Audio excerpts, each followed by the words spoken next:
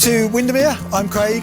This is Grey Walls by Cradel House, which is our 17-bed ultra-luxury Aparthotel project, formerly a pub with rooms, right bang in the middle of Windermere. So yeah, I'm Craig Parsons, one half of Cradel Properties. We operate Cradel House, which is luxury serviced accommodation in the Lake District. Windermere is, as most people will know who've been to the lakes, one of the anchor towns of the Lake District. Windermere, Bowness and Ambleside. So we have 4 other units in Bowness, just outside Bowness. The Lake District is a very seasonal area. So January, February, March, we're very, very low occupancy, but we'll benefit from 100% for the summer. This location is within spitting distance of the train station and it's just on the main drag in Windermere. That was one of the main attractions, in that it should even out some of the seasonality for me, because the locations nearer to the train station will still see tourist guests throughout the year, whereas our other locations are slightly further out, so this being in the town centre should be a great location. And actually that helped with the planning as well.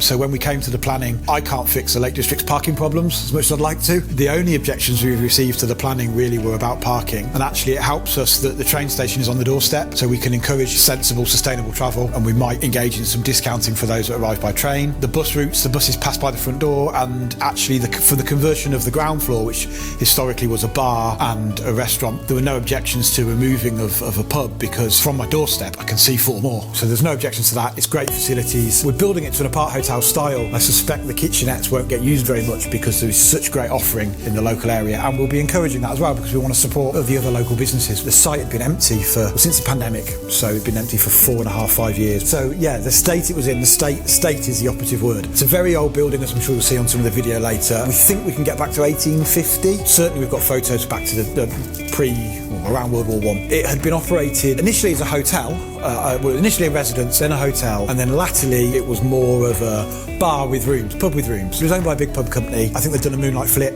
Certainly all the bedrooms still had beds made up with towels on them, tea, coffee ready. All the booze had gone, strangely.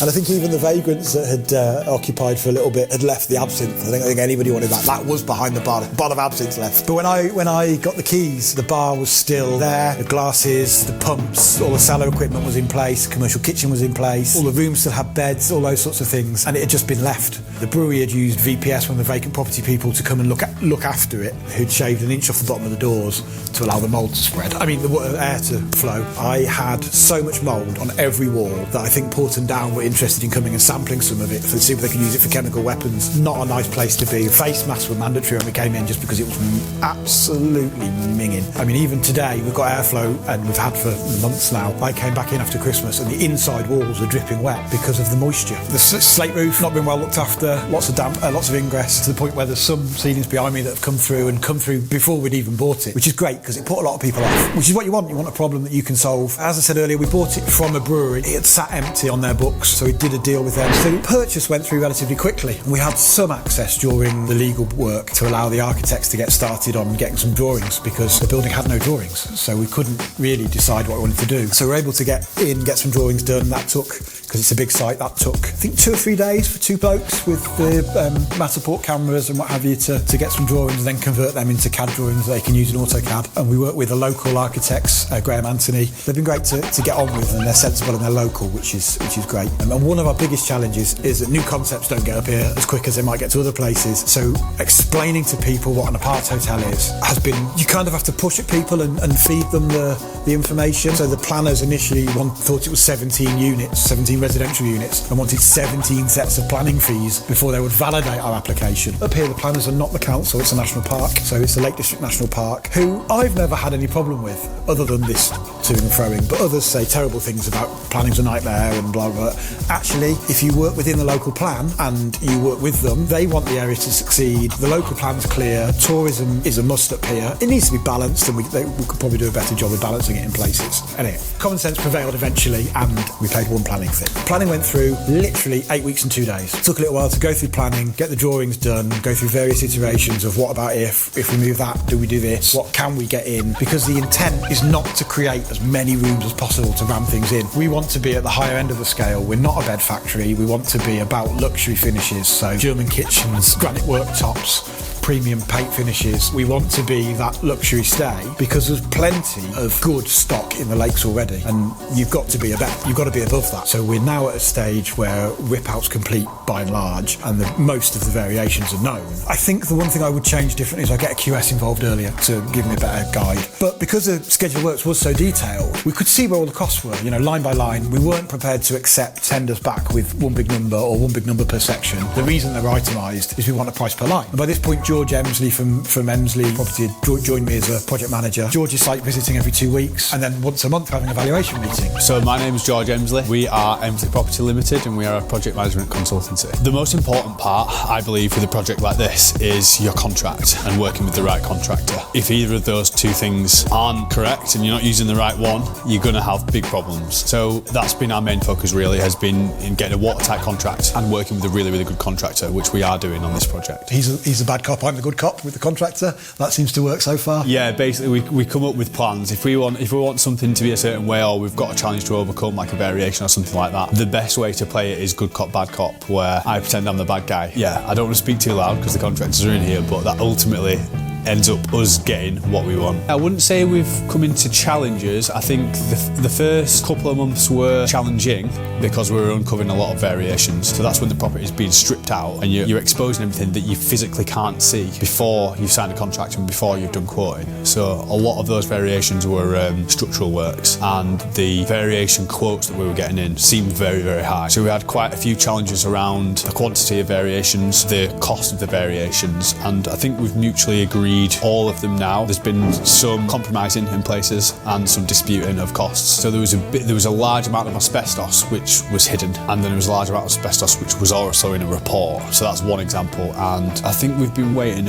approximately 8 weeks to get that quoted and get that removed. And we're talking like a 5-figure amount to get it removed. So that was quite annoying. The contractor did foot part of the cost, and then we've footed part of the cost as well. And then another example, don't know if you can see it, but this beam here, it was covered up at the start. It's completely rotten just above me here. So that's an example of another variation, is that couldn't have been quoted for at the point when we were out to tender. So it's been uncovered, we've found that it's rotten.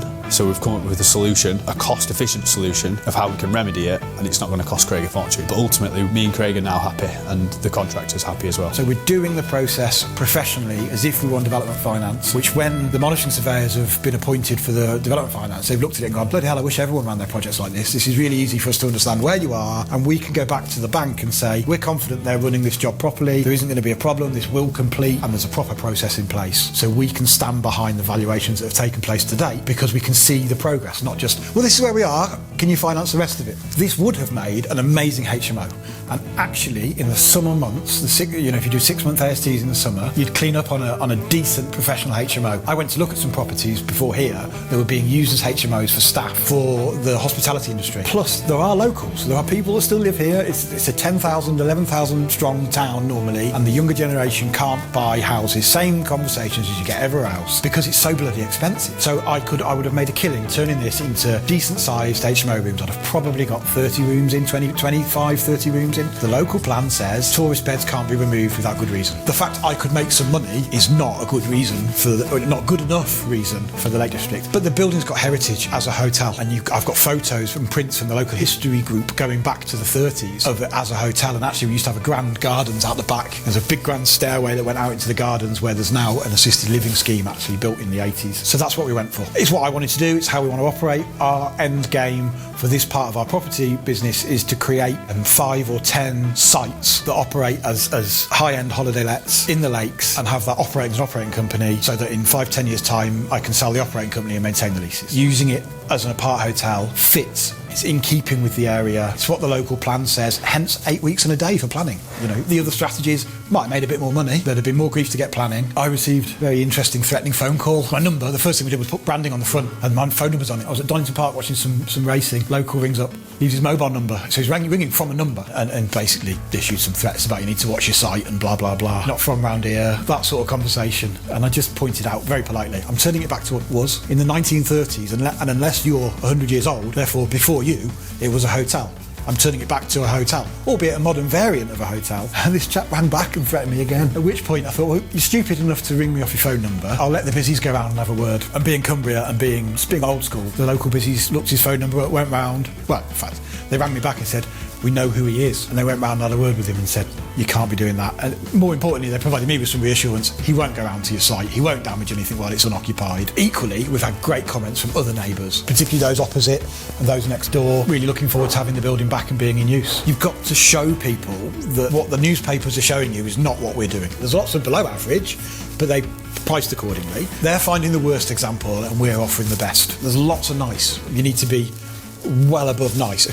I remember I was at school, we were banned from using the word nice because it's nondescript, and that's what it is. There's lots of nondescript nice. It's perfectly reasonable. You'll enjoy your weekend in the Lake District. You'll enjoy your week with the kids in the summer holidays. There'll be nothing negative about it, but there'll be no wow. Just be careful with that, because sometimes some of the statement pieces you might do will age very quickly. They're very of the moment. They're like big bold wall art and bold and neon, and you're like, that looks amazing. But in 5 years' time, that's going to look like it's from 5 years ago. And what we want, and what we still get, 3 years later from our 4 other units after the refurb, because we look after them afterwards, is comments and 5-star feedback going, wow, walked in and it was like walking into stuff you see in showrooms. And that's what we want, because that'll set us apart, and that reputation will precede you then. Cradel House is the brand that we're trying to build, so this will end up being branded as Grey Walls by Cradel House, and the branding's there. And people pick up on it and we'll show them it's good stuff.